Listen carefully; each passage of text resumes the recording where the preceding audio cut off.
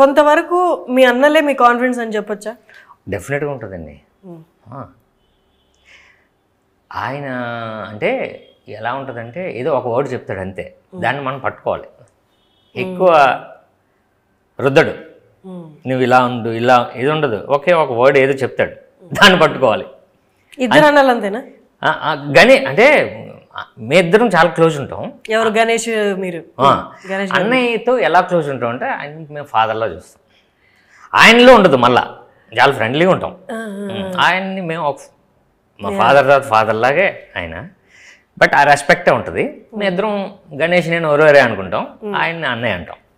So ఆయన కూడా మాతో చాలా అంటే మాకు ఇన్స్పిరేషన్ డెఫినెట్గా. బట్ ఇద్దరు అన్నలు ఒక కాన్ఫిడెన్స్లో ఉన్నప్పుడు వాళ్ళ లైఫ్లో కూడా అప్ అండ్ డౌన్స్ వస్తాయి. వాళ్ళ లైఫ్లో అప్ అండ్ డౌన్స్ వచ్చినప్పుడు వాళ్ళ కాన్ఫిడెన్స్ తగ్గిందో లేదో మాకు తెలియదు, బట్ బయట చూసిన దాన్ని బట్టి వాళ్ళ డౌన్లు చూసినప్పుడు మీలో కాన్ఫిడెన్స్ అయినా తగ్గిందా? అంటే లేదండి. అంటే ఇప్పుడు అన్నయ్య ఇది కానీ లేకపోతే లాస్ట్ మా రెండో గణేష్ లాస్ట్ ఇయర్ ఎలక్షన్లో ఓడిపోయాడు. ఫస్ట్ టైం పోటీ చేశాడు, ఫస్ట్ టైం ఓడిపోయాడు ఎమ్మెల్యే. తర్వాత ఇప్పుడు మళ్ళీ నెగ్గాడు. 23,000 ఓట్స్తో గెలిచారు. అంటే మా ముగ్గురు మధ్య ఎలా ఉంటుందంటే ఓకే, ఇప్పుడు ఎలక్షన్స్లో అన్నయ్య వచ్చాడు, నేను వెళ్ళాం, సో అందరం కలిసి పనిచేసాం. ఇప్పుడు అన్నయ్య విషయంలో ఏంటంటే అన్నయ్య అప్ అండ్ డౌన్స్ ఉన్నాయి, బట్ ఆయనకి సపోర్టివ్గా ఉండడం అంటే ఏముండదండి. ఆయన సపోర్టు ఎప్పుడు కూడా, సో పెద్దగా ఏముండదు. బట్ గణేష్కి ఎలా ఉంటుందంటే కొంచెం చాలా అంటే ఒకసారి ఓడిపోయినా సరే మళ్ళీ నెగ్గాలని ఇంకో 5 years దాని మీద పనిచేయడం అంటే జోక్ కాదు. సో ఎవరి కాన్ఫిడెన్స్ లెవెల్స్ వాళ్ళకు ఉన్నాయండి. అంటే ఇంకోటి ఏంటంటే ఇంకొకరు సపోర్ట్ కావాలి, ఇంకొకరి దగ్గర నుంచి మనకి ఇది కావాలి అన్నది ఎప్పుడు ఎక్స్పెక్ట్ చేయను. నేనైతే ఎక్స్పెక్ట్ చేయను, అన్నయ్య కానీ ఎవరు ఎక్స్పెక్ట్ చేయను. బట్ ఫ్యామిలీ ఉంది కాబట్టి అదే ఇంకా కాన్ఫిడెన్స్ లెవెల్కి అదే, అంటే కొంచెం మనకు సపోర్టు దొరికేది మాత్రం అదే. సో అప్ అండ్ డౌన్స్ అనేవి కామన్ అన్నది ఫిక్స్ అయ్యాం మేము లైఫ్లో, అంతే. అది రియలైజ్ అది రియలైజ్ కామన్. లేకపోతే ఇన్ని ఇయర్స్ నేను కూడా అంటే ఇంత గ్యాప్ ఇన్ని ఇయర్స్ నేను దాని మీద ఉండలేను. మనకు వస్తుంది అన్నది నాకు పెట్టుకున్నాను అంతే. వస్తుంది రాదని థాట్ ఉండదు, వస్తుంది. అది ఎప్పుడు అన్నది కూడా వద్దు, వస్తుంది అంతే. వస్తుంది, మనం పని చేద్దాం, అదే మేనిఫెస్టేషన్. అంతే కదండి. మనం పని చేద్దాం, పని చేయకపోతే రాదు కదా, మనం పని చేద్దాం, వస్తుంది. ఓకే.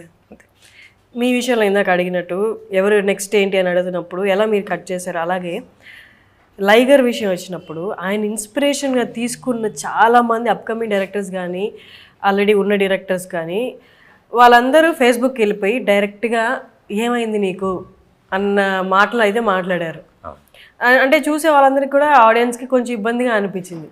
ఓకే, ఒక ఫ్లాప్ ఓకే, ఫేస్బుక్ దాకా వచ్చేసి పబ్లిక్గా ఆయన ఇన్స్పైరింగ్గా తీసుకున్న వాళ్ళు, ఇన్స్పిరేషన్గా తీసుకున్న వాళ్ళే ఎందుకు ఇలా అయిపోయావు అన్న క్వశ్చన్స్ వచ్చి, అప్పుడు మీరు ఇంట్లోనే ఉంటారు కాబట్టి ఫ్యామిలీ కాబట్టి ఆయన ఎలా డీల్ చేశారు అసలు అవంతా? ఒకసారి ఫ్లాప్ అయితే మళ్ళీ సినిమాతోటే ఆయన సమాధానం చెప్తారు ఎప్పుడు కూడా. దీనికి ముందు ఇస్మార్ట్ శంకర్ కానీ, దానికి ముందు టెంపర్ కానీ, దానికి ముందు పోక్రీ కానీ, అవన్నీ పోక్రీకి ముందన్నీ గ్యాప్, టెంపర్కి ముందు గ్యాప్. సో సినిమానే మళ్ళీ సినిమా మాట్లాడుతుంది. అప్పటి వరకు ఆయన మాట్లాడడం కానీ ఏది చేయరు, మళ్ళీ సినిమా రాసుకుంటారు, మళ్ళీ సినిమా. సో సినిమాతోటే సమాధానం చెప్పగలదండి. ఇలా ఇప్పుడు నిజంగా ఫ్యాన్స్ అప్సెట్ అవుతారు, వాళ్ళకి ఏం సమాధానం చెప్తాం? మళ్ళీ సినిమానే సమాధానం చెప్పాలి. వాళ్ళని హ్యాపీగా ఉంచాలంటే సినిమానే మాట్లాడాలి. మనం ఎంత మాట్లాడినా అది వేస్ట్. కమింగ్ టు వెయ్యి దరువై, ఇన్ని రోజులు షూట్ చేశారు, ఎప్పుడు షూట్ చేశారు అసలు మాకు తెలియకుండా డైరెక్ట్ సినిమాతో వచ్చేసి ఇదిగో 15th రిలీజ్ అంటున్నారు. ఒకసారి ఈ సినిమా గురించి చెప్పండి. 34 daysలో చేశారండి డైరెక్ట్. అవును. ఎప్పుడు స్టార్ట్ చేశారు అసలు? లాస్ట్ ఇయర్ స్టార్ట్ చేశాను. ఓకే. 34 daysలో ఫినిష్ అయిపోయింది. గ్యాప్ తోట ఒకటే స్ట్రెచ్ అండి, ఒకటే స్ట్రెచ్. మధ్యలో మేము ఒక సాంగ్కి వెళ్ళాం, అది గ్యాప్. మధ్యలో ఒక 2 days చేసాం, అది గ్యాప్. సో తప్ప మ్యాక్సిమం 30 days 29 days కొట్టేసామండి.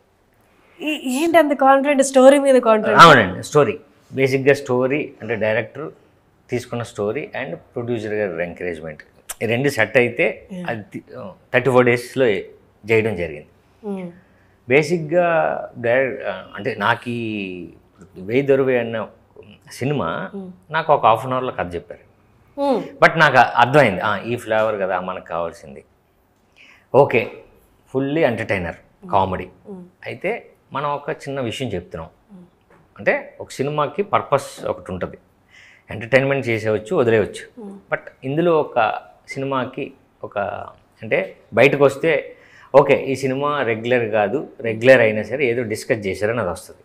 సో అలాంటి సినిమా నాకు ఉపయోగం అని చెప్పి నేను హాఫ్ అన్ అవర్లో ఆయన చెప్పే విధానాన్ని బట్టి నేను చేద్దాం సార్ అని రెడీ అయిపోయాను.